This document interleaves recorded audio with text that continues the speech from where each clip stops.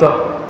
ওয়াইযা কুনতুম ফাআদিলু ওয়ালাউ কানা যা কুরবা, তোমরা যখন কোনো কথা বলবা ন্যায় ইনসাফপূর্ণ কথা বলবা। ওয়ালাউ কানা যা কুরবা, যদিও কথা বলার কারণে তোমার আত্মীয় স্বজন নারাজ হয়।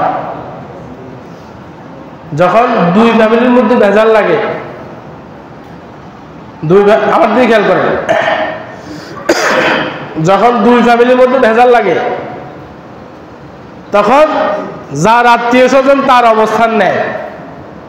আমার আত্মীয় স্বজন আমার সাইডে আসে, আমার পক্ষে থাকে, আপনার আত্মীয় স্বজন আপনার পক্ষে থাকে। কেন? ন্যায় যেটা আপনি সেটার পক্ষে থাকবেন। আল্লাহ তাআলা বলেন ওয়াইযা কুনতুম ফাআদিলু, তোমরা যখন কোনো কথা বলবা তখন ইনসাফপূর্ণ কথা বলবা। ওয়ালাউ কানা যা কুরবা, যদিও তোমাদের আত্মীয় স্বজনের বিপরীতে যায়, যদিও তারা নারাজ হয়, সত্য যেটা সেটা বলবেন। আত্মীয় স্বজন নারাজ হইলে হোক। ঘটনা শোনানোর সময় নাই, আল্লাহ রসুলের কাছে মুসলমান আর ইহুদি বিচার নিয়ে গেছে। আল্লাহ রসুল যখন কথাবার্তা শুনলেন তখন দেখলেন মুসলমানের দোষ বেশি। আল্লাহ রসুল মুসলমানের বিপক্ষে রায় দিয়ে দিলেন।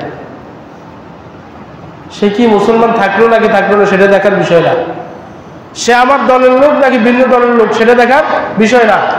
ওয়াইযা কুনতুম ফাআদিলু, যখন আমি বলবো কথা তখন ইনসাফপূর্ণ কথা বলবো, তখন আমি ন্যায়সঙ্গত কথা বলবো, অন্যায় কথা আমি বলবো না। আল্লাহ বলেন এটা আমার পক্ষ থেকে তোমাদের জন্য ওসিয়ত। আমার ওসিয়ত, তোমরা যখন কথা বলবা ন্যায় কথা বলবা, সত্য কথা বলবা। আত্মীয় স্বজন নারাজ হলে হোক, নেতা নেত্রী নারাজ হলে হোক,